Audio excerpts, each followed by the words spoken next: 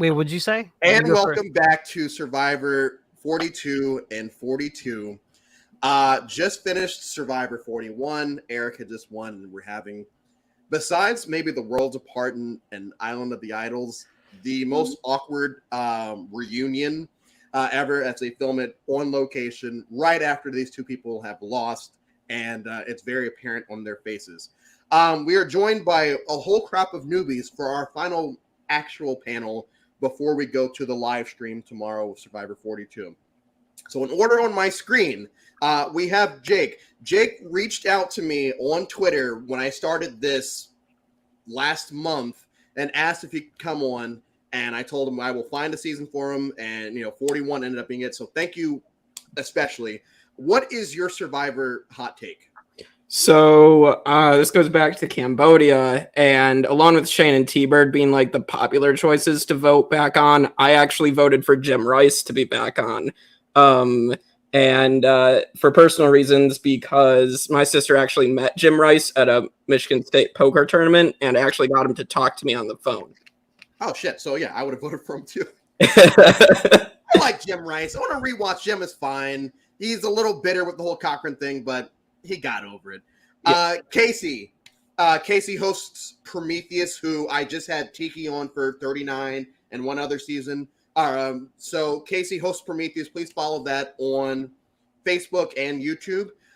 Casey, what is your Survivor hot take? Well, any fellow orger knows that the word robbed is often thrown around the community a lot. And I mean, through other reality competitions as well. But I don't believe in the robbing of a player or contestant. You got out for a reason. But if you were to ever apply that to anyone, I would say it would be Sari for the whole idol getting. Cheers. Yeah, so thank you. Thank you, Casey. I knew I liked you. Next, we have Madison, who is also from the org community. Madison, what is your Survivor hot take? My Survivor hot take is kind of simple, but I have to say, if you find an idol, don't tell anyone that you find the idol. Period, point blank. Yes. That's my Survivor hot take. Ben made that abundantly clear in HHH. People like to say, it was rigged and all that. Ben shut his fucking mouth when he found all these idols, and he was the only person on the season that did. So, and finally, Claire, for me, my very first game that I ever played was Swap Fiverr on Discord, and Claire was one of my favorite people in the VL. She had also won the game before, so me and her, I'm glad that you picked this season, because the first time I met you was at the 41 premiere. So I was really happy when you wanted to do this one. Claire, what is your Survivor hot take? It's only like a moderately hot take, but hopefully you'll appreciate. I wrote it down. When the preseason, I watched like a preseason podcast to like reviewing all the changes, and I literally wrote moderately hot take. So my moderately hot take was, maybe the change in the game is saving it. The 30s were a lot of jumping the shark. I'm open to these twists instead of the wacky casting themes, buyer tokens, etc. I don't like the Chris Underwood I don't like the Chris Underwood Island. Maybe this will actually help the game. The Chris Underwood Island. I'm open to it. I don't think that they did it right, but I feel like in maybe like 2 or 3 more seasons, like they could actually have something good. I feel like they were starting to jump the shark with the weird things happening in 30. And you could speak to it better than me since you just watched all of it. But I think the change in direction is not the worst thing in the world for the longevity of the show. And it was so weird watching this season this time around, because for a lot of the 30s, it is, white collar, blue collar, all that. We have millennials, Gen X, we heroes, healers, hustlers. We have all these things. And this season, it is set tribe names with no swaps. So you actually get to learn. I've already forgotten the tribe names. I know there was a Yasa. Lua and a Yasa, and I can't remember the third tribe. But you actually learn these tribes' names for the first time. Yes. For the first time in forever, for me, where I was usually focusing on, the themes that have been put on these people. So that was one of the first things I noticed. But I want to fast forward, rewind back to the beginning. because for me, and I feel like for a lot of people going into 41, it was kind of a big deal. I can remember where I was for every single episode for this season. Rewatching it this morning, I actually started tearing up again because I remember how I felt in that moment where, Jeff pops up on the screen again and he's like, "Hey, we missed you." Like, we missed you too, Jeff. Jeff becomes very annoying a little later in the episode, but we'll get to that. So we'll start with Jake first. Going into this season, just based off of how the advertisements were going, what did you think some of the twists were going to be introduced to this season? What did you think the monster was going to be? And what were just your overall expectations?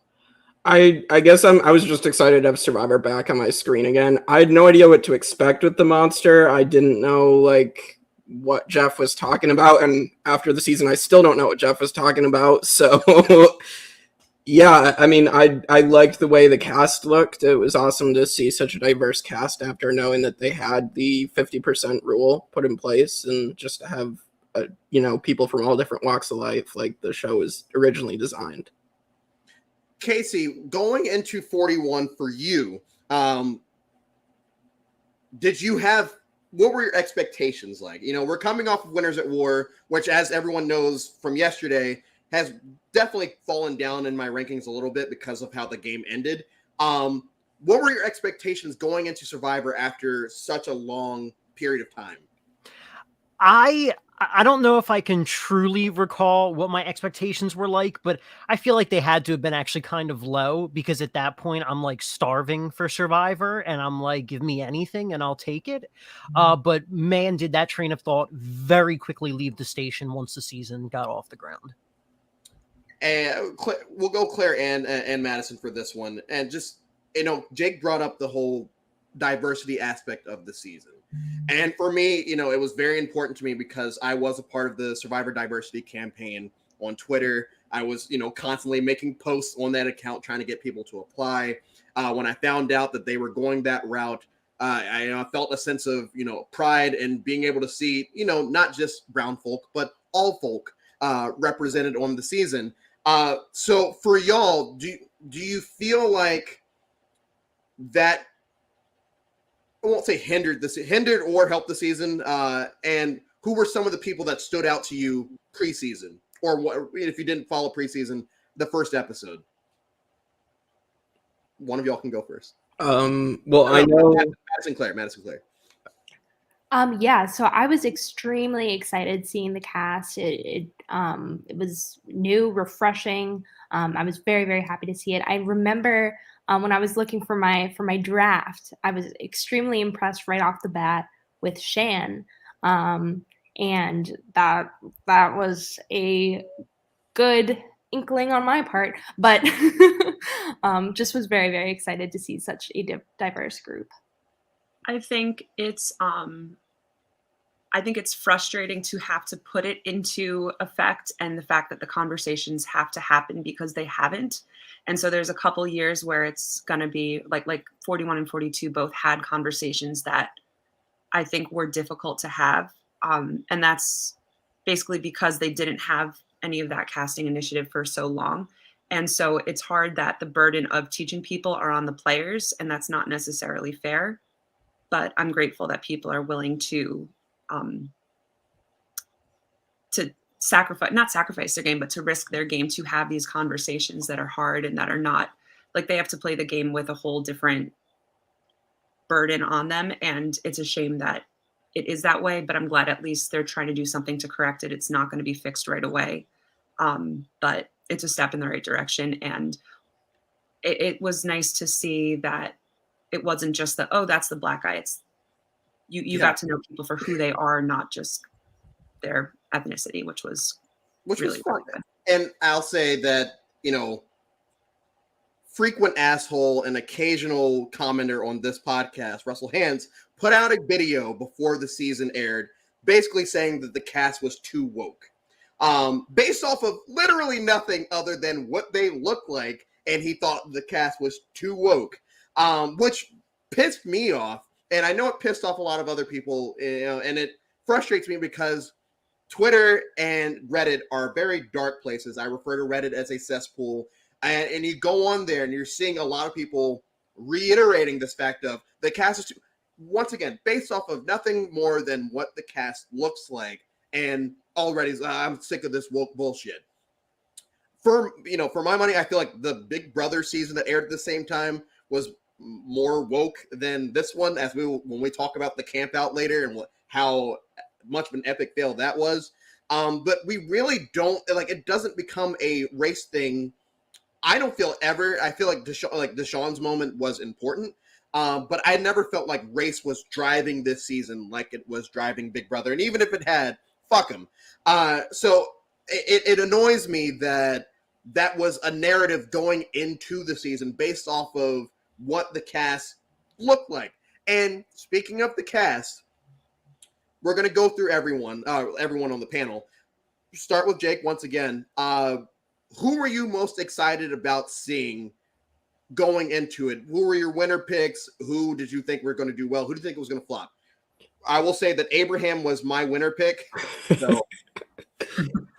So I actually had JD as my winner pick. I just relate to like the young super fans a lot, and yeah, obviously JD got a little too excited in the game, and so like that was the person that stood out to me the most. I mean, other people I liked Danny a lot. I think Ricard and Shan obviously stood out. So like those were the people that kind of stood out to me the most going in. Casey? So, hearing the conversation, your words probably like 2 minutes ago, it made me think of what was my actual fantasy team? Because for years I used to run a Survivor fantasy group, which 41 was actually the last season. We stopped it. I was busy with Prometheus at the time, and I literally never even finished the last episode. So actually looking at my sheet that's on my computer right now, JD was on not only my fantasy team, but he was my sole Survivor pick. But I feel like, if I remember correctly, I do feel like I remember saying at one point, there is a chance he could fizzle out due to the whole like youthful Survivor players, those who they need to sometimes take a step back, age a few years, and then come back on. But I think JD was one of the big ones. Shan, I wasn't sure how she would hit, but once I saw the first episode, I knew she was going to hit pretty good. She gets her own theme song, which they edit into the episode. And I hummed that. We had a preseason game today, and I hummed that song the entire time I was on the sideline when I wasn't screaming at people, because it is very catchy. Mm-hmm. Madison, I know that you said that you were on the Shan bandwagon from the very beginning, but was there anyone else that, as you were looking at the roster of people, that it's like, you know what, I fucks with this person, or I fucks with that? As the cool kids say, I fucks with these people. Absolutely. Yeah. I am very drawn to bigger personalities. So right off the bat, Nasir was my boy. I was like, let's go all the way. I was on the Nasir train. I was so ready for that. I was also excited to see how Brad would do, because he doesn't look like someone who would maybe get along with like this newer cast, this woke cast. So I was excited to see how he would do, and he did exceed my expectations. Claire? I didn't watch it live, so I can be like, oh, Erica, I clocked it, but I'm not going to lie to you. I'll have lots to say later, don't worry. But no. So whenever you did watch it, yesterday or this week, who were you? Yeah, who were you excited to see? Oh, I was obsessed with Brad. He was like, I'm obsessed with him. Danny, I was just like, couldn't stop staring at him. I was not like overly impressed with Shan and Ricard, and I have like data to back it up, so I will like get on that. I didn't think they were anything special. I mean, I thought they did well. I didn't think they played that smart. I thought Erica was a much better player than both of them. And I think the younger players, I think when you're like that successful in life that early on, like same thing with like a Spencer Bledsoe, it's like if your only sources to draw from are like, when I had to apply to, like, I always think of Swathi, like I got into every college I applied to. It's like, that's your like thing. Like you need to like live life first. I don't think you're ready to play when you're 20 years old. Your brain's not even done. So no. But And, yeah, Brad and Danny. yeah, go ahead, Casey. I mean, I will say to that too, though, that like, it's funny. I do another podcast where we talk about the Survivor characters in the edit, and I will say that, like, Spencer definitely defied what many people probably thought he would do, Jeff included. But I will say it's part of the structure and the entertainment wise of it, where they want these people to say these things, they draw them out. It's something that, I might even pick up or say later towards the podcast, but it reminds me of like very much when they talk about the Monty Hall problem or the prisoner's dilemma. They're fishing for people to say certain things. So, I mean, I agree with you in your statement ultimately, but I think sometimes those things that feel very obvious and stand out to us is just something production was like fishing for. I think they could be great characters. I'm glad to have them on the show. I just don't see them as winners. Yeah, I don't think I've ever picked a younger person to win the game. I know there have been younger people that have won, but they're never really the people that I clock as like, that person's definitely winning. I think that the youngest person that I may have clocked is like, I don't know, Bisepia, and that's because she was black. So like there was really nothing there besides that. The other thing that a lot of people were really pissed off about going into the season, which, I mean, logically they kind of had to do it, was the 26-day season, which still does not bother me because they are out there still playing the game. And for me, I feel like the game is just sped up and it forces people to play even harder. And I will get 41 and 42. I feel like people played very hard from the get-go. And that's something that you can't, you don't really get in the 39-day season because people take the time to build these bonds first and then strategize, as compared to this, where we're doing both at the same time because we don't have time to do one and then the other. This doesn't have to be a long discussion, but how does everyone feel about the 26 days thing? And people can just go at it. You can say whatever you want. So I prefer the faster pace of Survivor more to like the longer pace. Like for Australian Survivor, for example, being like 50 to 55 days, sometimes it's just like a little too much for me because like sometimes it can go on. And so the faster pace, I really gel with more. When it was all initially announced, I was definitely bothered by it. I definitely wasn't one of those people, and nor am I ever to be up in arms about it. But yeah, I was definitely bothered by it because it's also like it was just like a staple of what Survivor is, and you get those 2 to 3 day cycles where people can go through the motions, and shit can change a lot in 3 days time. And then playing like orgs and stuff like that, I like a little bit more drawn out, but not something like 55. But I'm fine with it now. We've had 2 seasons, and honestly, I like to see the harder gameplay. I like to see people really going at it.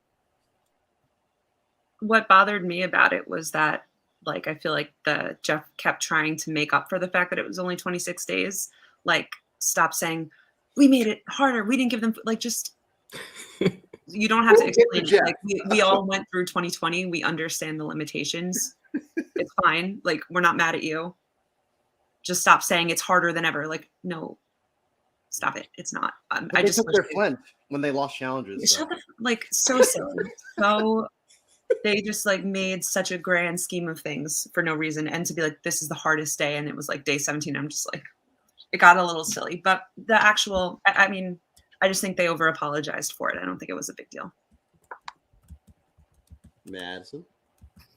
I remember being like hesitant about it because I was just like, what does this mean? How is this going to impact the gameplay? I agree with Claire. I think there was some overcompensation happening with how the shorter season was put on the island, but it worked out. I really enjoy the more intense gameplay. And speaking of Jeff overcompensating, they're going to get this out of the way now, because over the last 41 days now, you've seen the Jeff transition from, reliable narrator at the beginning to kind of a dickhead for a lot of the middle portion of it. And then right around, I would say maybe 33, 34, he becomes almost a parody of someone think of a word, but basically I like to jump on 2 things. One, in Winners at War, where Sarah, another person I feel like was overly pandering for reasons, brings up the whole gender bias, which everyone on this panel, I would say, agrees that there is a gender bias. There is a gender bias. The problem is, coming out of Sarah's mouth was very ironic because she was pissed off at Cass for being, perceived as a bitch or whatever in Kagayan. Then all of a sudden, Sarah's bringing up this gender bias in Winners at War. And then Jeff says, yeah, I feel like there's been times throughout Survivor history where I may have said things that, and I am deeply apologize for it. And I feel like I can learn from my mistakes. And even in 39, where he's like being very gung-ho about like, Dan, like, I will never let it go. Yet he won't remove Dan from the season, but he's doing it for the camera almost. Well, in this season, we started off, and whether people like the change or not, I don't give a fuck about guys. He brings that up to the cast. The cast says they don't care. Ricard waits till later and says that he does care. Fine, whatever. But as Jeff is saying it, I'm rolling my eyes more at what he's doing, because it does once again just come off as pandering to whoever he thinks he needs to pander to. In reality, like, if he just kind of said it and let it go and not, keep on harping on it, that's what really bothered me about it. Claire, you had your hand up. I just think in general that he had to own his decisions, own the fact it's 26 days, own the fact we're just saying, come on in, to respect people who, like, he didn't, I don't know. I just feel like they're trying to involve the audience so much, even with the kids at home, watch the game within a game. Like, it doesn't have to be, like, you don't have to ask us, the viewers, if it's cool. Like, you didn't ask us about the freaking, like, hourglass twist. Like, that I would have preferred questions about. Like, why did they ask the players about, is it cool if we say guys? But they don't ask, hey, can we lie to you that you got immunity? Like, that's more bothersome to me. So just own your decisions. I'm cool with it. I think the people, it makes one person feel better to, like, drop the guys. Who am I to say? Absolutely. Doesn't matter. Also, if my fan's too loud, please let me know.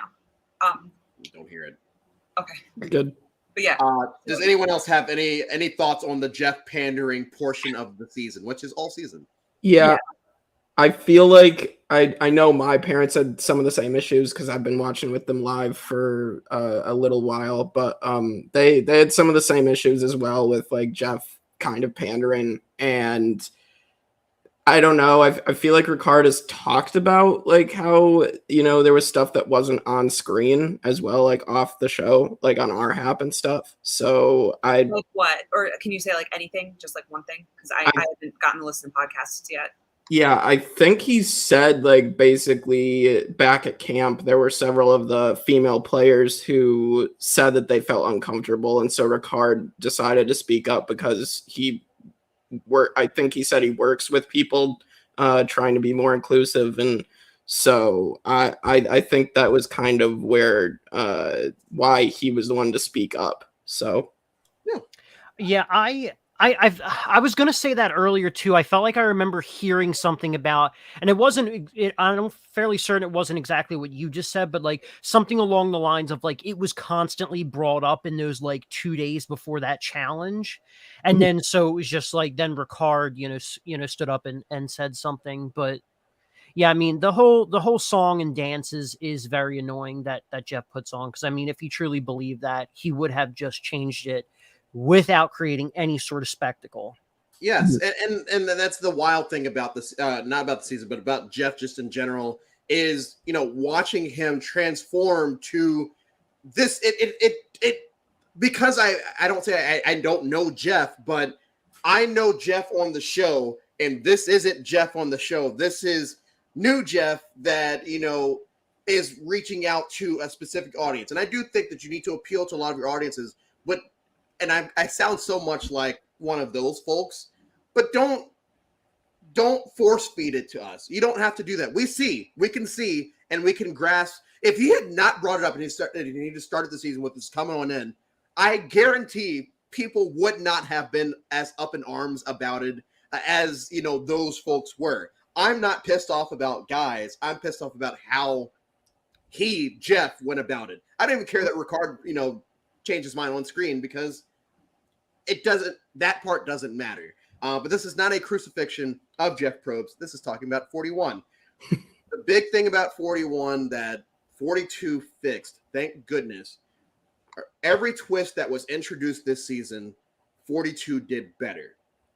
So I'm going to give a twist to each one of y'all, and I'm going to let you talk about it. Does anyone have a specific twist they want to talk about before I give you what I have a point? I could talk. I could talk about any of them. Okay. Casey, I want you to talk about the summit. Jake, shot in the dark. Claire, the Deshaun thing. The Do or die. Yeah, shot in the dark. The shot in the dark. No, not the shot in the dark. The do or die. Yeah, do or die. Sorry. And Madison Hourglass. Jake, we'll start with you. Yeah, so the shot in the dark, I thought it's an interesting twist, and obviously we don't really see it get used except for the Sydney vote, right? That's the only time, and that doesn't work. And then we see it a couple more times in 42. I think it's like an interesting wrinkle. I'd love to see it actually come into play once, but I mean, we'll have to wait and see if it actually works at some point. But I'm fine with the shot in the dark, honestly. Casey? I just want to quickly comment on the shot in the dark thing. Overall, I'm actually fine with the two. I think that's probably that is the best twist introduced in this new era of Survivor. But I think it needs to be slightly changed a little bit more. Instead of being 1 in 6, it should be 1 in 5.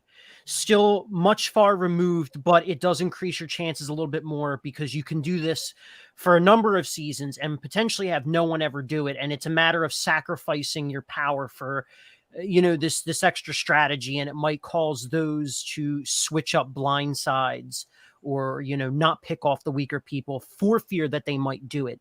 Increasing those odds makes it a little bit more riskier, and you got to weigh out your options.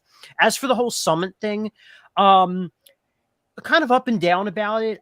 Extra vote, fine. Perfectly fine. Risk of a reward versus losing your vote makes it something that gives you a nice advantage without it being overpowered. But I think actually the thing that is most interesting and the honestly greatest part of the summit is actually, especially now that we're in an era of no swaps, is being able to reach across the line and meet someone you would not have had normally met and created a much more deeper personal connection. I think that's actually a fantastic idea, that portion of it. Also, I fairly certain I saw you just straight up drink fucking Fireball out the bottle. That is absolutely disgusting. Madison. All right, so I'm pretty passionate about this one, but I must say, as far as the Hourglass twist goes, I understand that they're trying to freshen up the season, this new era of Survivor. However, it's extremely unfair to the tribe that rightfully earned their immunity. And also, I feel like the pressure that a person, like any sensible person, would guarantee their part into merge. Like, that's why I feel like there wasn't that much backlash to the decision that Erica made, because many of the players knew that that's what they would do. They would make sure that they make it to merge.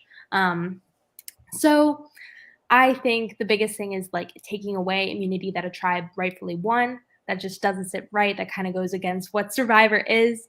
However, I see what they were trying to do. I just don't think it was a good decision. Sorry, I never use Chrome, so I was swiping and it X'd me out. Just to add on, Madison, to one thing about yours is also having half of the tribe safe at the first, it takes so much fun out of it and takes so many options away of it. It's just to only have, I think it was 5 people vulnerable to be voted for, it sucked a lot of the intrigue out of the episode. I didn't even really understand what was going on when I was watching it, because I was like, wait, who's safe? Why can't they just vote this person out? Yeah, Danny, I appreciate that he apparently just was complaining the whole time about it. So the do or die twist, I don't think that there's anything good about it. I think that especially 7 is such an interesting vote because it's 3 and 4. It's really especially with the fire making twist, one of the last chances that people have to make a move before the end. And, you know, any odd number votes, I mean, they had an extra vote, so anything could be an odd number, but traditionally for odd numbers, like those are really important votes. And the fact that they took what is probably and so often the most important vote of the whole season, like where it should, like, to get the trajectory of the right winner or whoever ends up winning, the ultimate winner, I guess. I think it's just a horrible twist. I don't think either player, Deshaun or Lindsay, next season like did the math right to like actually do the puzzle. They just both like lucked into the correct thing, and we would have lost one of the most exciting votes of the season. I do think like it ended up being interesting that Deshaun was safe, but running back the numbers, and I haven't listened to interviews post game, and for that I'm sorry, but I don't think they would have voted out Deshaun here. I think there were too many people that needed to go. Like they couldn't have the three, Liana, Deshaun, and Danny remaining. Like it was not going to be an easy vote necessarily. I think it just sucks out a lot of the intrigue on what's one of the most important votes in the game. I do not approve. I think that they've made a little bit of improvement in it no, I don't think they have actually. No, just cut it. It's terrible. Not a good, no reason to have it. Going off the math thing, just a quick little side note. I watched season 42 with a few of my students, and I work at an engineering college, so like they're all about math and all that. And when the do or die gets brought up, they say Coach he's doing the math. Oh no, it was Lindsay the second time. She's doing the math wrong. I'm like, well, that's what Deshaun did. She's like, no, you're supposed to do it like this. And I said, well, this is what happened with Deshaun. And so when Lindsay ended up being safe, like she really just lucked into that. And I'm like, I understand that you guys are, going to go build bombs and stuff, but like in the real world, luck just happens sometimes. Yes, Casey. So I mean that is true though. So that math is wrong in the do or die twist because it's the whole Monty Hall problem from the old game show. And the funny thing is I don't think it's. I only saw each season once, and I'm trying to remember. I think it's in season 42. One of the contestants on the jury actually does say that the math is wrong. I think it was High. I think High says yes. But the funny thing is, if I'm not mistaken, I believe both Deshaun and Lindsay both chose the first box and stuck with the first box. Yes. But yeah, it's just really funny though. But like that's the crazy thing. Actually, every single twist that is in season 41 is actually, or pretty much essentially is a twist that's based off of some sort of game theory or some sort of game problem. I mean, like the prisoner's dilemma, you could say a Hail Mary, the Monty Hall problem, and I feel like I'm missing one, but they're all like game theory ones. And it's just kind of crazy. Like I think Survivor did not think about how they were breaking their game. They just straight up thought, what's the craziest thing that people can try to dig into strategy for that'll create insane entertainment? And they literally took all those things and threw them in the season. But I don't think 42 personally did it better at all. I just think the edit was better and therefore it was presented better. I'm going to give my quick on how I feel about all of them. Shot in the Dark, I think it's, like you said, it's the best of the twists that are introduced this season. And fun fact, I was able to use a Shot in the Dark in an org and actually got it. So the Summit I really enjoyed because this was the moment in both 41 and 42 where we got to learn about a lot of these characters. With Liana and Shan at the Summit, you learn a lot about them. That's where they build that bond that gets them middle of the merge. And I miss that aspect of Survivor because the 30s is very clouded with it's all strategy. We're only going to give you the real lives of like 3 of these people. The 3 people you're supposed to care about, we'll give you them. And then everybody else, you're just going to have to guess what they do based off of their job description. So I did enjoy the fact that we learned a lot about Tiffany in the first episode. We learned a lot about Nasir. We learned a lot about Jeannie. Jeannie or Jenny? Jeannie. Yeah. We learn a lot about these characters that in previous seasons, especially in the 30s, they would have just, now there's, I can't even, Chelsea Walker from Island of the Idols. That's the first person that came to my head because she's cute. You don't learn anything about, I can't tell you one thing about Chelsea Walker except for she had a flirtmance with Dean, and that happened on the island. So I really enjoyed that. Do or Die, I think, is universally just hated by everyone, along with the Hourglass twist, which I always call it the time turner because I can't remember what's the name of it? Hourglass twist. Look at my notes. I'm glad they got rid of it, mainly because every single person would smash the hourglass. Me and Claire talked about this briefly. She believes that Nasir potentially would think about not, right? Okay. I think what 42 did better with the hourglass twist is they didn't end it on a fucking cliffhanger and then make us wait a whole week to figure out what happened. 42, yes, it's going off what Casey said about the edit. 42, all they did was, hey Roxroy, this is the twist. What are you gonna do? Oh, you're gonna do this? Cool. Let's continue with the episode. With this, we have to wait a whole week to be told what we already know is going to happen. We know that Erica's going to pick this because she's safe in one and not safe in the other. So I'm glad. From what the rumors are saying, most of these twists are gone for 43. I hope that's true. Talking about go ahead. The split tribal. What are your thoughts? I was going to get to that. Oh, sorry. Yeah, I was going to get to that. But first, I want to talk about. There are three really big dynamic duos in this season. I would say Deshaun and Danny, Erica and Heather, and Shannon Liana. I was going to say Shannon Ricard. Oh. And the reason I want to say Shannon Ricard is because, for better or worse, and I know that Claire has opinions, and we will get to her opinions. Those two were the figureheads of this season. I feel like there was a lot of time spent on these two, and I do feel like their story arc is very compelling because from the very beginning, you can already tell that they don't trust each other enough that they're going to work with each other to the end, and they basically tell each other, we're going to cut each other before this is all said and done. But when it happens, Shan's not happy at all. So, Claire, we'll start with you on that. Thoughts on the Shan Ricard duo and them as players? I mean, I think there's a difference between doing an impressive move because it's the right move for your game, and then just doing an impressive move because, you feel like it because you have been meaning to play this game for 10 years and you finally got on the show. I think that they so often went for the flashy move, like Jeannie finding the idol and then them stealing it, basically stealing it. I mean, that was fine, but then it made it so that Shan had to work with Ricard because how could you tell Jeannie, oh, by the way, yeah, I did take the idol clue. Like, she was just doing stuff that it was like boss moves, but like, why did you have JD give you the clue? Why were you giving the advantages to other people? Like, it was, I think some of the moves were flashy just for the sake of being flashy. Had she gone with, she had everyone in the palm of her hand at the beginning. Brad was telling her about every single advantage that she had. Sarah was like this with her.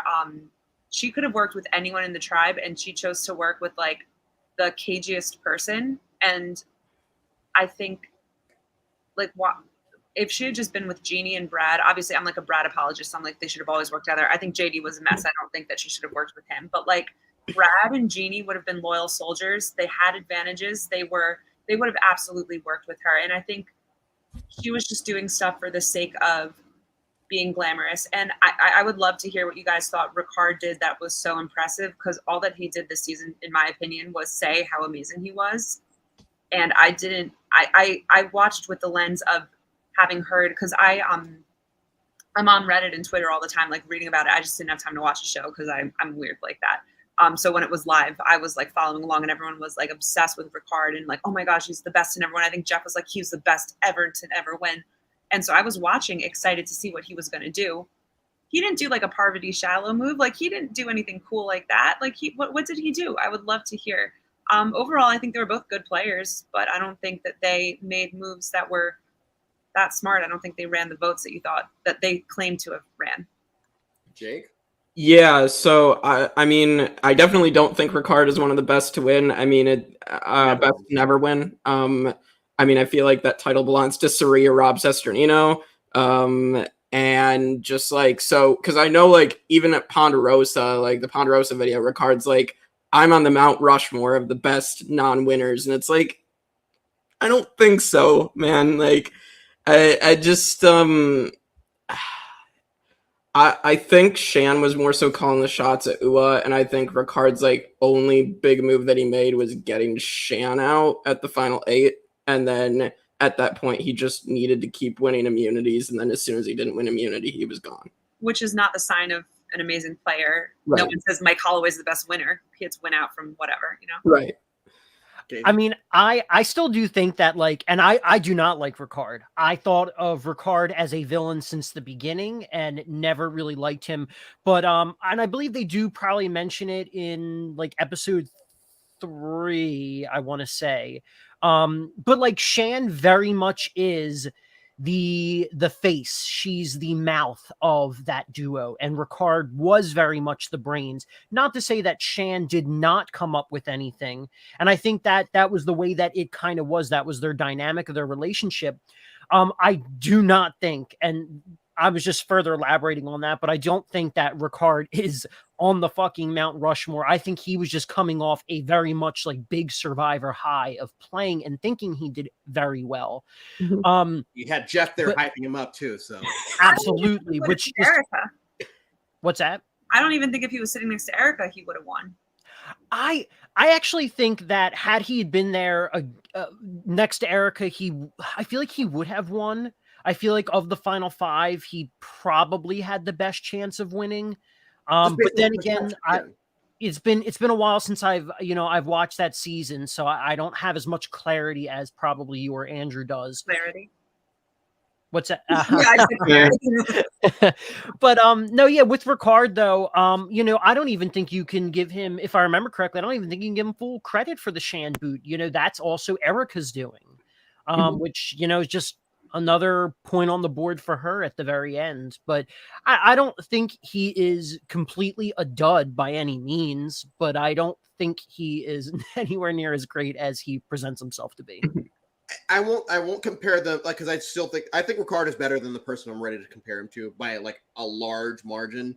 But it's similar to how people like hype James up to be like this great Survivor player when he actually is not very good at Survivor. Wait, James Clement?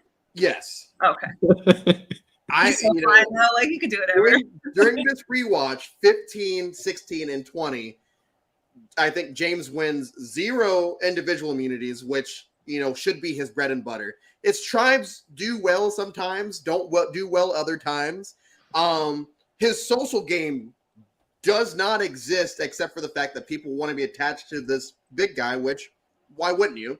In his strategic game, he constantly just wants everyone to stay in line. Let's not stir the pot. Let's not do anything. Let's just stick to the plan.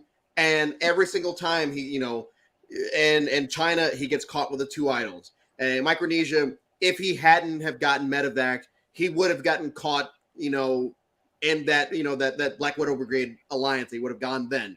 And Heroes versus Villains, somehow he stays long. That's because Rupert is a fool and decided, oh yeah, we also have to stay alliance strong. Instead of getting rid of the person that's clearly injured, we're going to get rid of him, or we're going to get rid of Tom and keep James. And James is antagonizing everyone.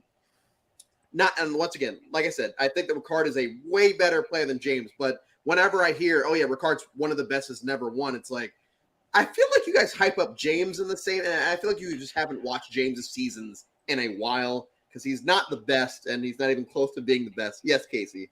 I mean, that's with the whole James thing. And I won't talk about it that much because I guess we are talking about 42, or 41. But like with James, I was super as a kid. I was very much high on the James train until I got to Heroes versus Villains, and I was like, wow, he is an asshole. And I was like, yeah, I mean, I liked him as a character. I think I was maybe on his first season thought, oh, he's a pretty good player. But then as I got a little bit older and I thought about the game a little bit differently, definitely changed that train of thought. But I remember, and I feel like, once again, I need to rewatch some seasons to have a little bit more of a better statement on this. But the comparison that I always saw Shannon Ricard having was more of, especially if Ricard would have won, would have been more of maybe a Tony Trish situation.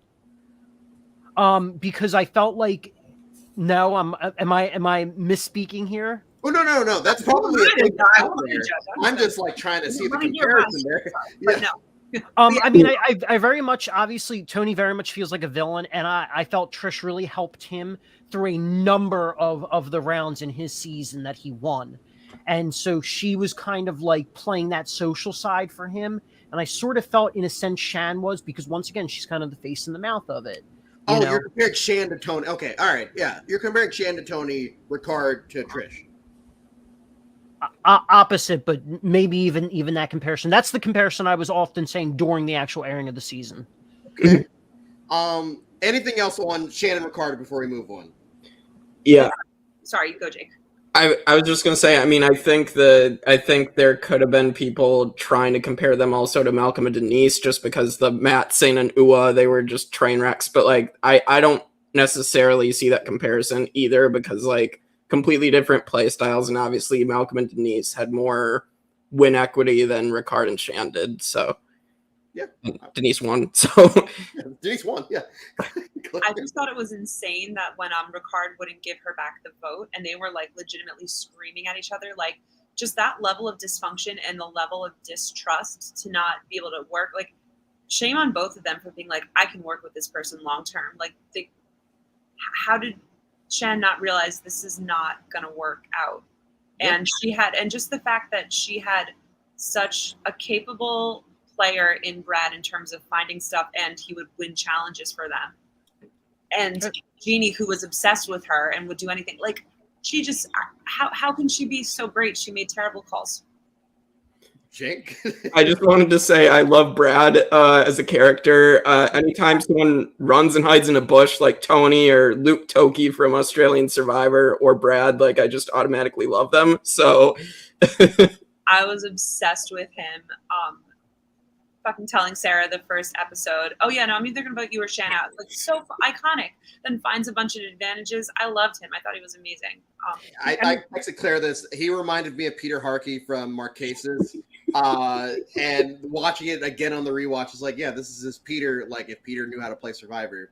Brad for second chances. Brad should just be in every season. We want the Brad edit of Survivor 44.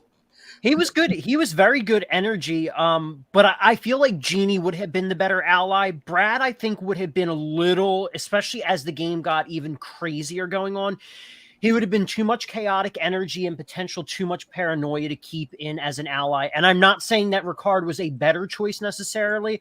I think that the only potential good choice was Jeannie. Okay. As we move on, we still have a lot to get to. I'm so excited to have y'all here. Like, I this has been fun. This is kind of an issue that I had with the 30s that I feel like leaking into the 40s, it's just gotten worse. It's very advantage heavy to the point where, like, sometimes it works. David versus Goliath, it worked because the season wasn't about these advantages, and in fact, the advantages forced the hand of the Goliaths to start playing more fluid. With this season, once again, it's just like you could get an advantage from going to the summit.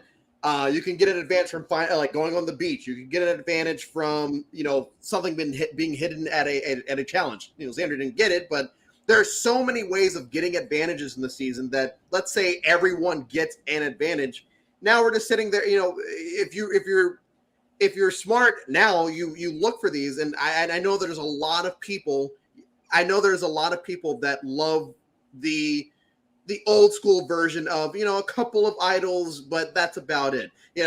I enjoy this comment because it's everything that I've said ever since 41 and 42, where it's 42 is also plagued with advantages. And I don't care. Like, it doesn't hinder the season for me because the storyline is so compelling that you don't even really care about them. And one of the advantages that's introduced this season is the stupid phrase idol twist. I don't even know what it's actually called, but the stupid phrase idol twist. Beware advantage? Yeah. The beware advantage. Jake, we'll start with you, but we're gonna go with all three because I need to know. Also, Madison had to go to her dog for anyone that was wondering where Madison went. Jake, what did you think of the Beware Advantage 1.0 in this season? I just thought it was funny to just hear people say the most ridiculous things on television. Like, I know my parents were like, I know my dad by like 42 was like, he didn't know if he liked it anymore because it was just like so ridiculous. But I don't know. It worked for me. I thought it was fun. And it does say beware on it. So they have the option not to take it. And people are obviously still going to take it because that's people on Survivor. They'll take anything that they find. So, Claire, Casey? I actually like it. My thing is, I'm not a fan of advantages and idols. Andrea, as you are more than aware, I'm not a fan of it. But I believe that if you manage to get some sort of great power in a game, it should come at a disadvantage. There needs to be a reason that you deserve this. Because a lot of times, these things are practically needles in a haystack.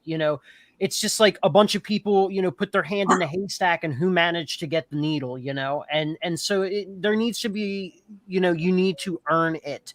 And so I really like that. And I think, without getting into 42, because once again, we're here to talk about 41, 42, even though they had not seen 41, they were playing it better, some of them, and, trying to wait out, and you shouldn't be telling people about it because then everyone's going to know everyone has it.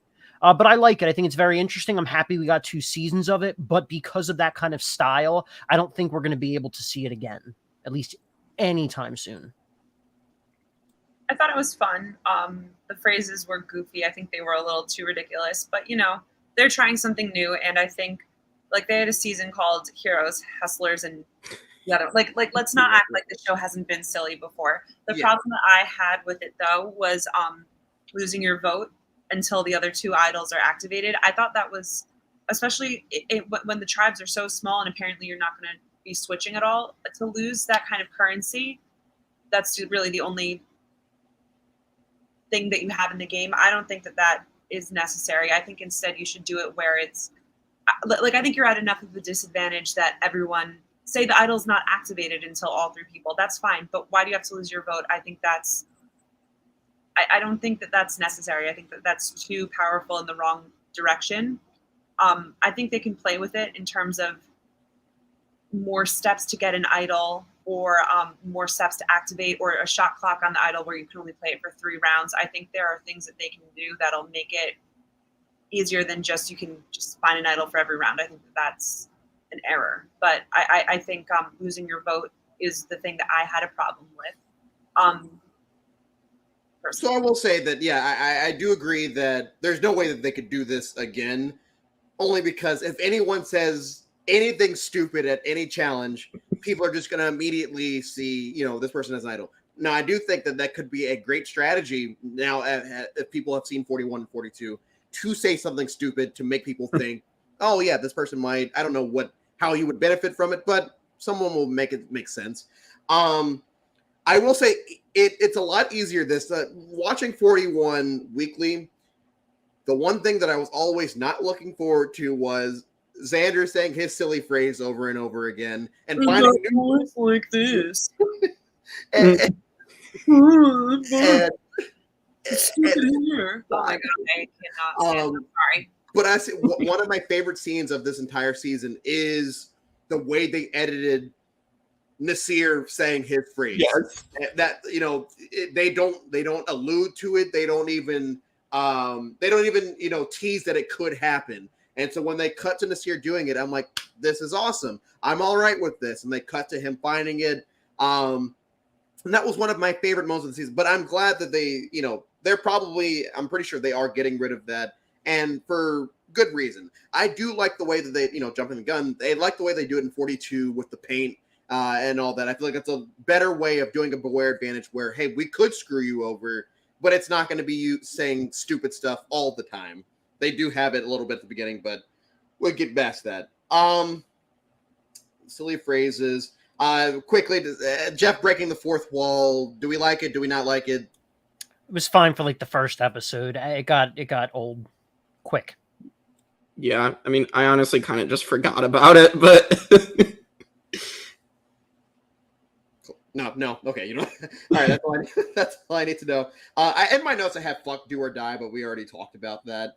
We already talked about Danny going off, and it should have made the edit. I do feel like they should have put some of that in there of Danny complaining about it to the point where they change it all the way up by the time 42 films a few weeks after this season records.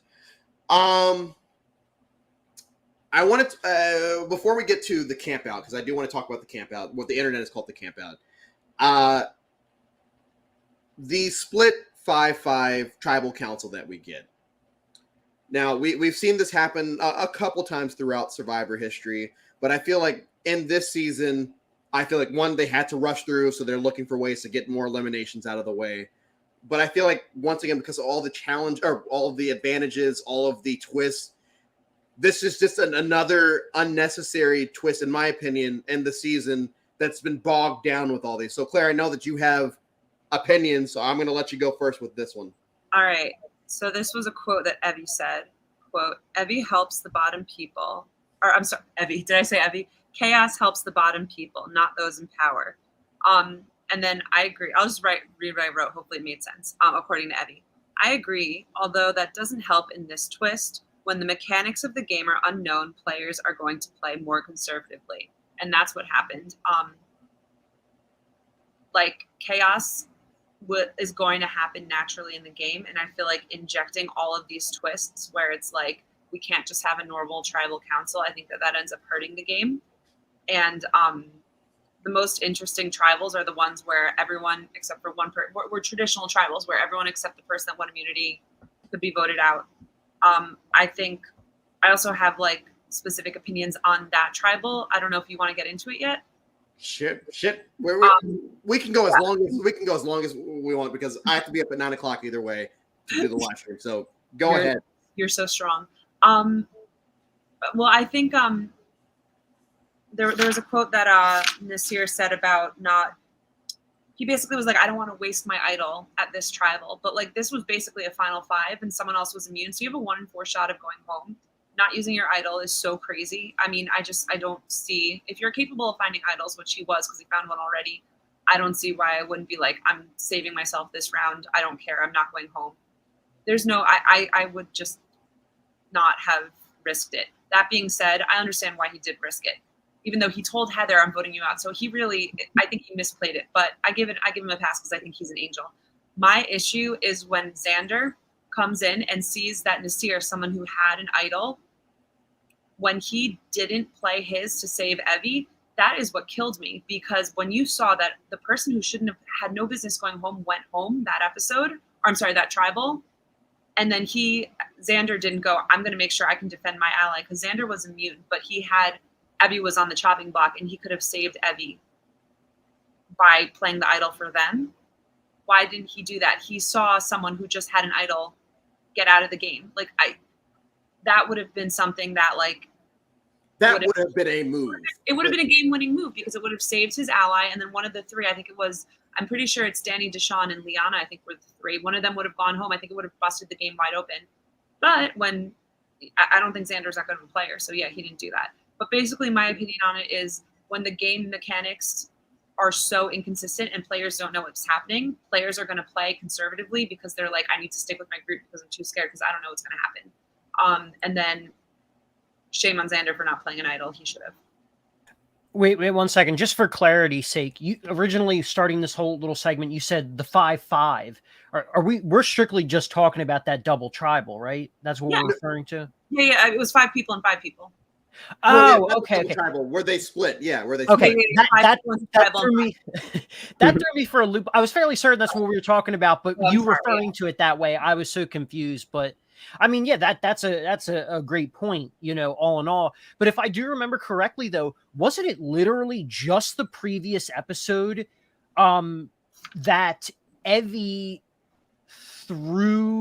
not necessarily threw Xander under the bus, but pretty much commented and revealed to Xander that he was not on her priority list. So why should he waste his idol the following tribal council to save someone who probably would not save him in many other situations. I think the issue that round was more that Liana was not into them. I think Tiffany, Xander, and Evie were all tight, and I think Liana was the one who jumped ship. So the three of them may not have been like thick as thieves, but like, I don't know. Xander and Evie were voting together, and they thought that they were voting whoever they voted that round out. Like, they were close enough for him to be voting with her. I just think when you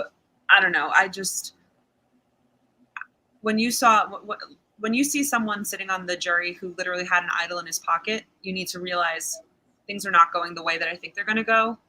I'm playing my idol. Like, I want to make sure that my person is safe.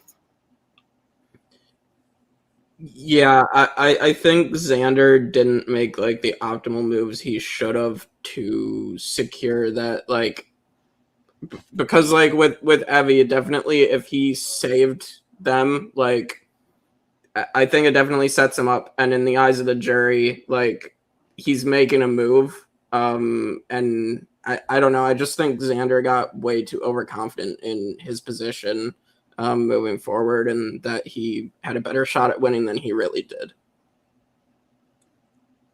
I really don't have many opinions on that. I don't like when they split them up 5-5, but that's really where my opinions end with that, because Nasir was, like you said, an angel, so I wanted Nasir around as long as possible. Him going home really hurt. Evie going home, I thought they were a good player, but you ultimately knew Evie wasn't going to win the game. They were fun to have around for a while. Didn't overstay their welcome. But I understood that. We had this mini episode and a half story arc of the camp out, as the internet referred to it as, which is all the black players saying, hey, let's do this, let's work together, let's do this. It doesn't last very long, and I want to get people's opinions on why it doesn't last long. Was there one specific person? I have my opinion on who that is, but was it one specific person, or was it just not meant to happen in this season? We'll just start with Jake, Casey, Claire. Yeah, it's hard to think about. I think I think Shan probably was the one that was not really trustworthy because of how she was playing the game. At that point, obviously, that's when everything just blew up for that alliance with the Shan vote. And it just kind of and I know Deshaun was talking about how he just wanted to play the game as a player and not focus on that. So I don't know. I understand why they wanted to form that. I didn't watch Big Brother, so but I knew the context, because I've at least I'm on the Twitter sphere and kind of knew that was being referred to as that. So I didn't have a problem with it. It just kind of, I understand why with the diversity initiative and everything, why it was happening. But I definitely think Shan was and Deshaun really wanting to play were the reasons why the alliance blew up. Casey? So there's a few things about this. First off, it's actually, and I thought about this before we came on the podcast today, that it's really hard to talk about this season for a number of reasons. And the primary reason that I'm talking about is that this season was edited so poorly. It's really hard to find the truth in the narrative. And honestly, I think I could make arguments, although I won't really get into it now, that this is in the top 5 worst edited seasons, despite it potentially being, or potentially having the possibility of being one of the best seasons due to the characters. That aside, I watched that season of Big Brother with the Cookout. Still upset Tiffany did not make it to the end and win, but that's a different discussion. But I remember specifically saying to people, because we had talked about, how the 50% is going to set a new precedent and that it's going to lead to a bunch of new possibilities. And we got on the topic of Survivor. And I said, to many people who I've had the conversation with. If this becomes a topic on Survivor, it will not work. Survivor is, and the reason why is Survivor can be a much more fluid game than Big Brother. Big Brother, there's the strategy, and that's what people stick to, and that's what usually ends up winning out in the end, and it's boring as shit. Survivor can be a lot more fluid that way. Survivor at its core can be the best reality competition out there. There is a reason why there are 42 seasons of this show. And also on top of that, there's a lot of other factors that go into this. You are freaking starving. You are cold. Your mind is deteriorating. You are not thinking straight. If you try and analyze it, yeah, I'm sure you could break it down to be like, there is one player, the reason this whole thing, but there's a lot more to it. It's people that are really wanting to play this game for a life-changing amount of money. And so there is the story and the moral side of it where you want to do what you believe is right. And that could crumble apart. But, you know, there's a lot of factors that go into it. And ultimately, I'm not going to personally put all the blame on one person, as it did come down to a lot of people putting the blame on Deshaun at the end. And I really think that was, if I remember correctly, I believe it was Shan that put all the blame on him. And I think that was 100% unfair and was 100% just Shan being fucking bitter as hell. She was my number one favorite person in that game. And by the end, I disliked her extremely because of how fucking salty she was. And that was unfair that she attacked him on national television, pretty much trying to accuse him of playing that card as a strategy. That's not right. That's so something unfair. I would do, but not something Deshaun would do. But at the same time, I'm also a white guy, so I really am not the one to be speaking about, you know, in depth. But I think it was completely unfair for Shan to say something like that to Deshaun. Like, I don't think he did that at all. Sorry, that was kind of a rant, but No, it's good. Before I answer, Andrew, can you repeat the question? Why didn't the camp out work? Okay, I think the camp out, yes, because I had an answer, but I was like so inspired by you, Casey. I was like, yeah, but that's not. I was like, that wasn't what I was going to say. I think it's the same reason. Like I actually think if you see it for what it was, it's actually a very valuable lesson. The camp out didn't work because not every single Black person is automatically going to want to work together. It's like as if you were, so and so, we're all from the East Coast, so we're all going to start an alliance. Like it's just one of a million facets of people. Like, oh, she's a teacher, so I want to work with him. And then like 6 days later, you're like, actually, we don't gel. You know what I mean? I think it actually is such a valuable thing to realize just because, oh, you have some commonality. It's like, okay, we can try this out. Maybe this will be an alliance. And then realize our interests don't actually coincide. We're not compatible in the game. And I think that that's actually an amazing thing to be like, oh yeah, look, we're actually like self-interested players. We're not all the same just because of the amount of melanin in our skin. And so I actually thought that if like people weren't so quick to attack, they could realize, oh, this shows that like there's nothing to fear. We don't have to worry about people of a certain race getting together. I think, J.E. in the chat is right. I think it's refreshing to realize like people when you're freed up to play, you're gonna just play with the people that you gel with. Like obviously you're gonna have initial connections with people, but then you're gonna work with who you connect with strategically, and that's what happened. Shan was very difficult to work with, so that's why Deshaun didn't end up working with her. I do like it, I think what everyone said is true. I do say that if someone were to take the brunt of the blame, it would be Shan being hard to work with. To the point where like you feel bad for Deshaun, you know, because I do feel like he wants like everything he's preaching. I feel like he actually believes, but she ain't it as far as progressing your game. She ain't it, and I feel like at the end, and we're gonna get to that in just a second. I feel like in the end, I think we can all agree it. Not to say it was uncomfortable for me. It wasn't. With her coming after him like that, it's like okay. I don't feel like this is the type of person, based off of an edit of a show, that would take advantage of what's going on in America at that time. I was upset with Jeff. I feel like so much of the final tribal council was players airing their laundry or airing their grievances and basically saying, this is why I should have won, but because I can't win, we'll vote for you. I think there needs to be a little bit more structure. I think that Jeff needs to be a little bit more of a, I don't remember what the word is. But mediator? Yeah, mediator. Thank you. Like, Shan can't be making those accusations, and then for them to air it really didn't sit right with me. And she called him like just ridiculous, like she really just said ridiculous things. I don't remember what, but it was fucked up. It was. We start to get to the end game. We're getting to the final three. And I told you guys this before we went live.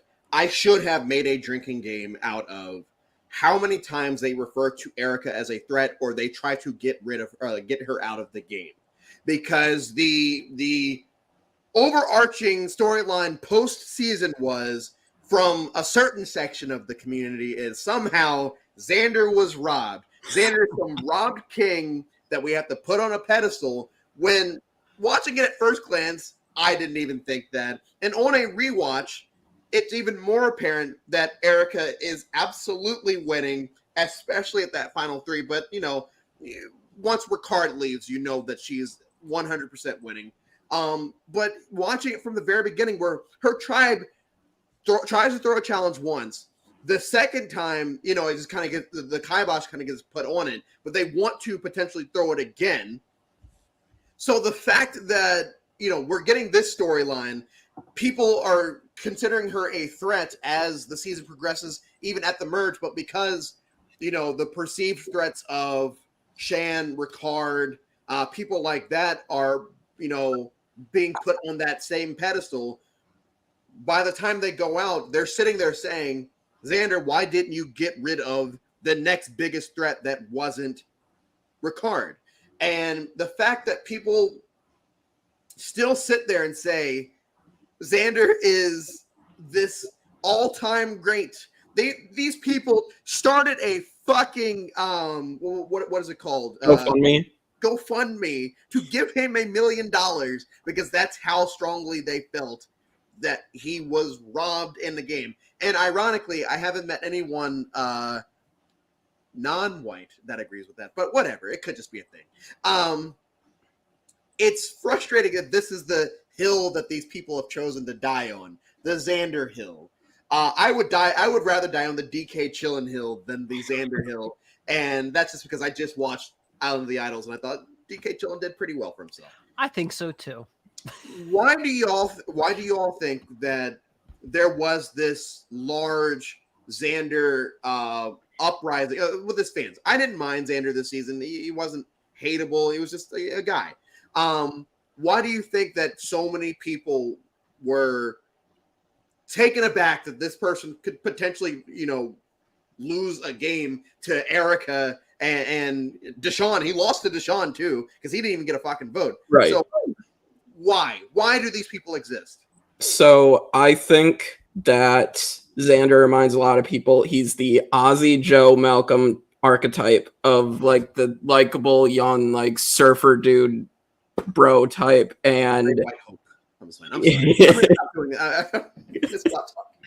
So like that the casuals just like, they hang on to that character, the Ozzy, the Joe, the Malcolm, and they just want that person to win. And like I still see Facebook people that in the comments that are like, Xander was robbed, Erica shouldn't have won. And it's like, I don't think there's like an undeserving Survivor winner. If you win Survivor, you deserve the win. Survivor, exactly. So, I mean, there's a couple things. One, I actually like Dean in Island of the Idols. Although I also really like Nora too. But anyway, that aside, with this though, I mean, yeah, there's two big reasons why, people will die on the Xander Hill. One, because there is that, bias out there that he's a white guy against a black guy. Hope. Yes. Yes, exactly. There is that, but also let's be real for a second. Xander is given the Golden Boy edit. He's given the Golden Boy edit.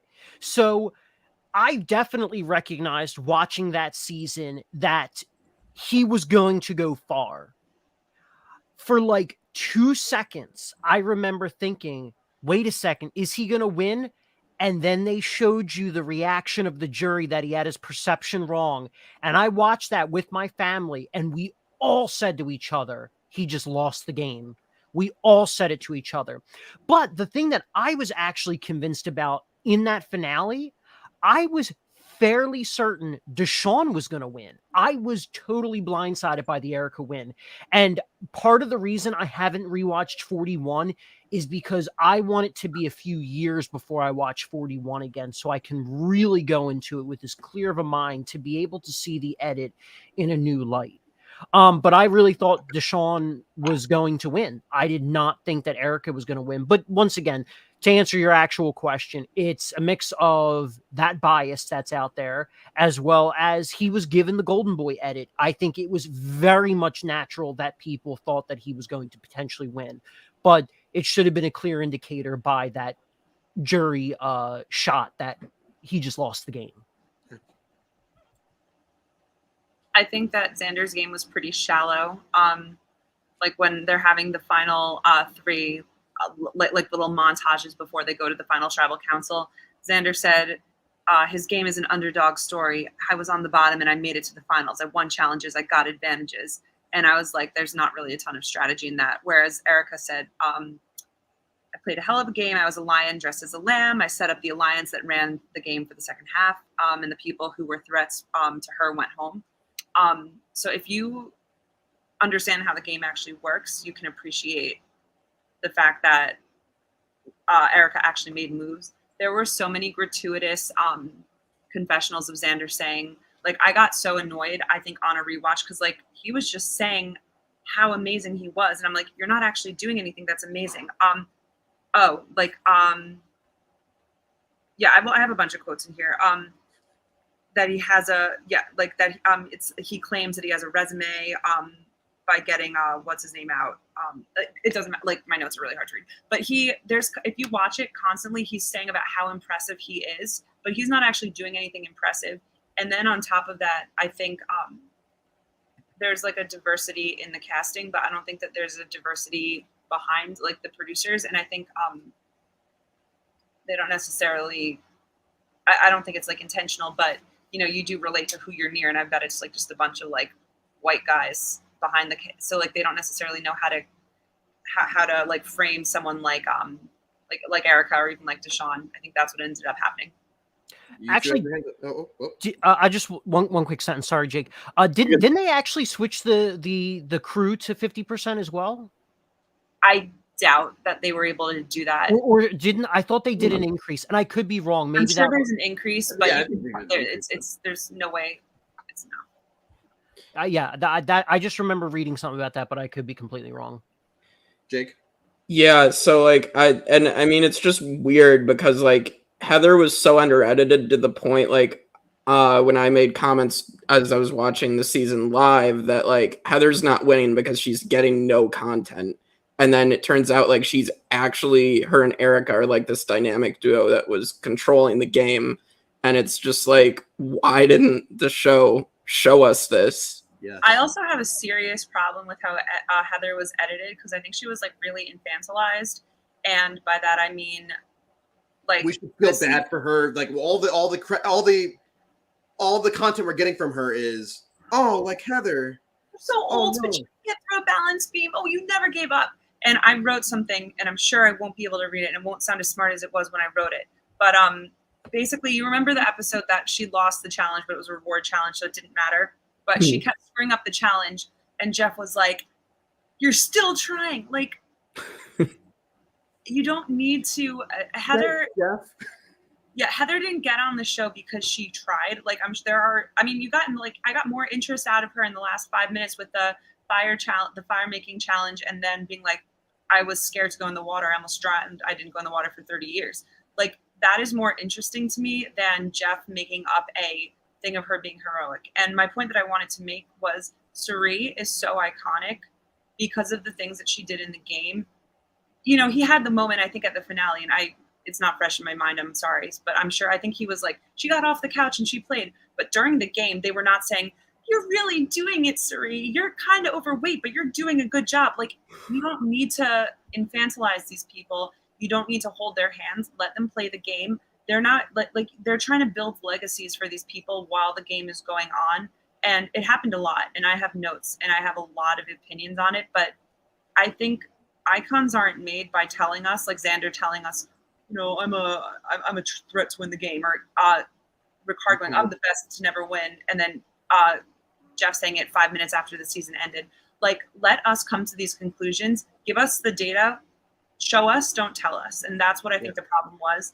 And I just think it was super. I would be annoyed if I were Erica, or not Erica, Heather, where it's like, I don't need to be babied. I don't need to be pitied. Like, who cares if you can't walk across a balance beam? Like, she did amazing in that challenge that she got second place to Evian. Like, she was not an embarrassment. She you know, she survived almost every single tribal council. Like, I don't think that we needed to baby her the way that Jeff did, and it was frustrating to watch. I agree. I can't stand when Jeff does that. He does that on a number of occasions. Like, I think at least 3 of the 4 of us, if not all 4 of us, can agree that Suri is the best to play that never won. Yes. And they did do that to her in her 4th season. In her 4th season, that was such an, like, I love Suri, don't get me wrong, but the fact that they wasted 5+ minutes on, like, and I get it, it's a morality thing. You were down in the fucking dumps, but, like, you don't need to do that. They did the same thing with Cochran in the season he won. I can't stand Cochran. It was very much annoying. Not a Cochran guy. Yeah. I mean, he does it in a number of times. I just don't relate to average looking people, so I will never be a Cochran fan. Okay. And that my very last note that I have as we start to wrap up. This is ironically, this is not my longest that I've done with this. Here's vs. Villains is still my longest, but this might be my second.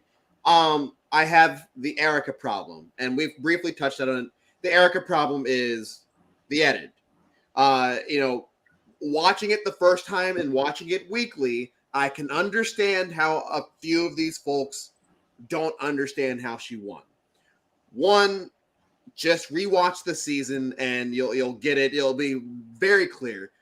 2, watching how I've watched it and watching the entire season in a day, it becomes very apparent. And yes, I know that I have the benefit of knowing she wins, but I try to remove myself as much as possible to see, okay, there's a moment right there. There's a moment right there.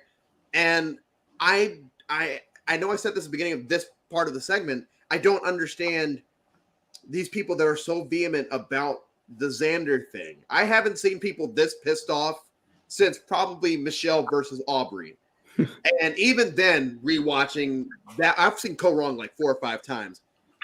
Every time I rewatch that, it's like, yeah, I absolutely understand how Michelle won. And it's a shame on the production staff for not showing us what these people are seeing. And a lot of people like to jump straight to, well, the jury just has to be bitter. That's the only reason that person won. It's like, well, no, we've seen a lot of actual bitter juries, all-stars. Those people were pissed off, like clearly pissed off. Even seasons like Vanuatu, those people were pissed off. They didn't vote bitter, though. Huh? They were pissed. I don't think they voted in a bitter way. I think they voted. No, I feel like even if a jury is pissed off, they still have the clarity to vote for who. Kagayan, people are clearly pissed off at Tony. People still vote for Tony to win. Right. You know, people are watching Go Silent. I forgot that people are kind of annoyed with Wendell, and Wendell still wins the game. So just because people are bitter doesn't stop them doesn't stop the majority from doing what they need to do, because that's saying that all of these people are so bitter that they are looking past it. When it could be one or two people could, yes, by all means. That's not on them. That's on the players. That's how the game is formatted, so that people can vote based off of how they want to vote. This season, these people, yeah, they seemed annoyed, but they seemed more annoyed at the three that were sitting there, not specifically at a certain, except for Deshaun. Shan was special to Deshaun, but get over it. I wish, and I hope, watching 42 tomorrow, I'm hoping that I can see, I hope that I can see Marianne winning early, because this will be my first time watching 42 since it aired. I hope that I can see Marianne winning earlier, and she gets moments before she becomes the non-fool character halfway through the season. I'm really excited to get it. As we wrap up, overall thoughts, just it can be as basic as one word or long-ish. I would like to get out of here before hour 30. Jake, start us off. Yeah, so I think for me, 41 is like an okay season. It's like probably middle of the road for me. I think there's some really good characters. I think there's some good gameplay.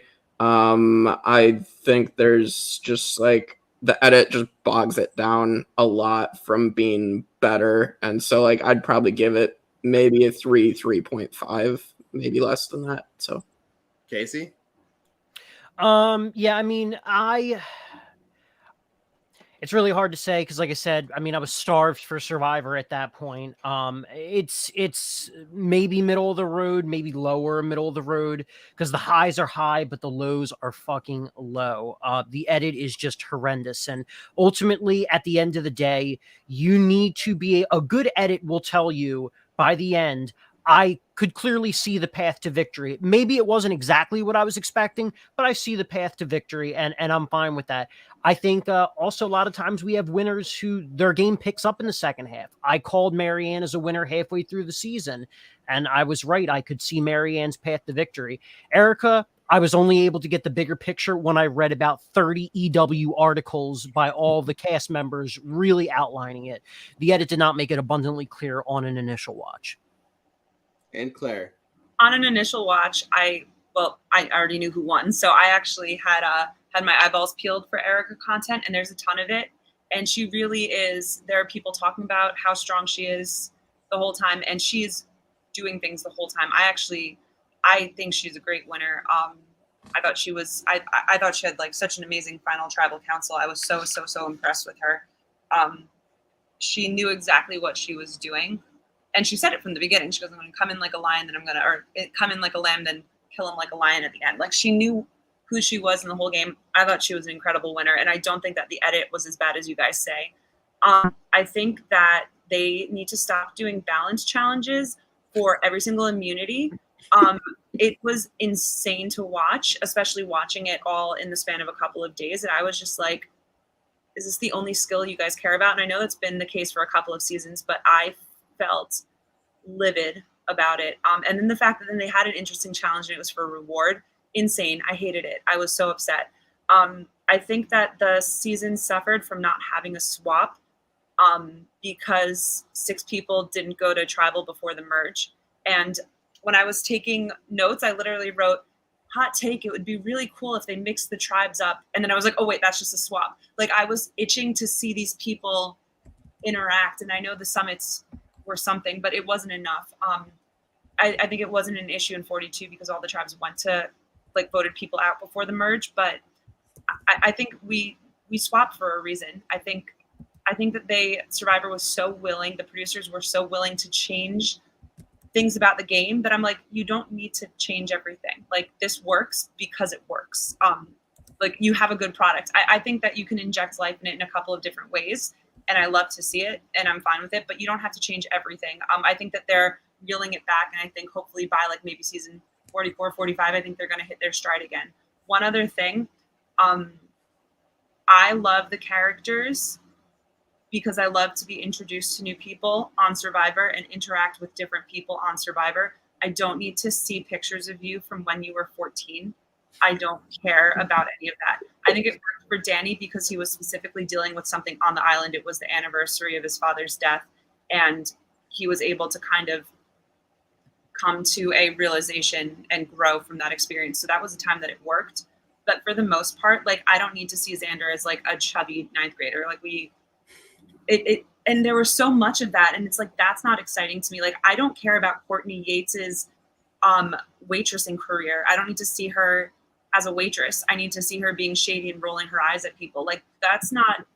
Do you understand what I'm saying? Like I understand what you're saying. because you're putting all these crazy dynamic people and roll them on and see how they interact with each other. I don't need to know what you were like before the show. As a super fan, like I will listen to all the interviews. Like I will get to know you before the show, but I don't need to see it on the show. On the show, I need to see you guys interacting together and what worked. And I think it like that is the bad. Like I think I'm clear. I think I made my point. You understand what I'm saying? I understand what you're saying. Yeah, it was just funny you were saying. Wait, the reason I was laughing because it was the way you were saying it. No, that's fine. That's fine. I just I wasn't I've only said these things in my brain and like 2 voice memos to you, Andrew. So I wasn't sure if like I actually was being clear with my thoughts. Also, just so meta. Like, why when people were winning challenges, they go, "It's my dream." As someone who watched the show since I was 9, how would just be like, "I'm really excited that I'm safe tonight." Like, I think that they're so aware of what's going on as fans of the show, and I love that they're casting fans, and I think it's great. But I hope that they dial it back in the next couple of seasons where like we don't need everything to be commentary on the entire show. Jeff, I've been dreaming of this since I was a child watching in my room with my family. Like, how about just I really was hungry this whole time and I worked really hard and I'm excited to try to win $1 million. You know what I mean? Like, it doesn't need to be so lofty. Like, just let it be a TV show, please. And to make the idols relevant again, people don't use idols to nullify votes anymore. Yeah. I think they'll hit a stride with the advantages in time, I think. J.E., you should offer your services to the show. I think he has some good ideas. But yeah, I think in general, don't mess with the votes, the tribal councils. If you want to do stuff pre-merge, I kind of feel like that's even better. But why are they messing around with it when you're actually like merged together? They're getting rid of the most interesting votes and like it's succeeding in spite of itself, but they don't need to be doing so much. Sorry, I could go on forever, but I'll stop. It's all right. If anyone wants to talk, I have a lot of other thoughts. What two really quick things. One, just to clarify with the edit, I mean the edit more than just the winners portion of it. In episode 3 of this season, you have what on average about a 42-minute episode. Roughly 15 to 20 minutes of content was solely dedicated to advantages. It's not how you tell a story. I also do like the backstory stuff. It needs to be dialed down a little bit, and it needs to be not as sob story-ish. But I actually like it. Was that much talking about advantages, though? What's that? Are you sure? Like, did you do the math on it? Yeah, they do spend a lot of time on it. No, they do spend a lot of time. Maybe, I was so enamored with Brad, maybe because Brad got the advantages and I was like talking about it. Jeffrey, tell me more about these advantages that my man got. The whole pre-merge in general is insanely advantage heavy. Yes. Honestly, one of the heaviest in terms of all the seasons. They weren't even used though, which was so crazy. What's that? They weren't even really used. Like they just were accumulating all these advantages. They didn't even really make that. Yeah. It didn't really influence any votes. I know. And the crazy thing too about all that is especially given that they had so much screen time for advantages and stuff like that, you then had secret scenes that were released that laid out social dynamics much better. That should have been in the episode instead of an additional 3 minutes of fucking beware advantages. Game within a game, stupid word puzzles. They did. I actually liked them. I liked them. It's for the kids and Casey. I'm a kid then. And Casey. It was fun. It took up like almost no time. 2 seconds. I could pause. No, but I just mean, did they even have it at 42? Because I did not remember. No, they didn't. They got rid of it. Yeah. And, I just wanted to say I was gonna say it earlier, but I also love Nasir, by the way, national treasure, and my parents said he reminded them of Michael Pena's Luis from the Ant-Man movies. Like, I don't know if it's just the positivity. I understood that reference. Sydney was great, by the way. People kept saying, like, when they were watching the Claire, like, you are Sydney, and I was like, I didn't watch it, but, like, there wasn't enough of her. I heard she has, like, some really problematic views, but, like, in terms of... like, ruffle hands, so that's enough for me to not like her. But in terms of awful, I was like, I see it. Her final words were hilarious. Xander might have one of the worst voting histories, like voting records in terms of voting wrong ever for like a final 2 contestant, because he couldn't vote like when he lost his vote during the pre-merge, and then he got like so many votes wrong. So I didn't do the math on it, but it's just another reason, like, it's nice to see him fail. So that was, if I don't have the specifics, but I bet he did terrible. And that makes me Rob laugh. King. Sorry, Andrew, Thank we'll you talk all. when you're done. I have so many more ideas. We'll talk afterwards. Yes. Overall, for me, I enjoyed the season. Once I removed the nostalgia goggles, I could see the issues wrong with it. But I think that the winner that we got, as well as a lot of the characters that were introduced this season, I feel like I'm going to give 41 3.75 out of 5. I wanted to give it a 4, but like I said, on the rewatch, it's really fun. But the issues, you can see them. But that is all. This is the last panel that we are doing, because tomorrow at 9 a.m. We will be doing a live stream of all of 42. I will be on from 9 until whenever I finish. We will be having people pop in throughout the day that have been on along with this journey with me for the last 41 days. I am sending all 3 of you the link. If you are free at any point on tomorrow to stop in and say, hey, I would really appreciate it, because I'm going to need entertainment. Thank you all, the 4 of you that were on here. It was a lot of fun. Thank you all for tuning in and watching after the stream is up. And we will see you tomorrow. Oh yeah, I'm gonna post you guys' stuffs in the. Don't worry, I'm gonna put all of your stuff in the YouTube link. We will see you tomorrow for our final day. For our final day of Survivor 42 and 42 with Survivor 42.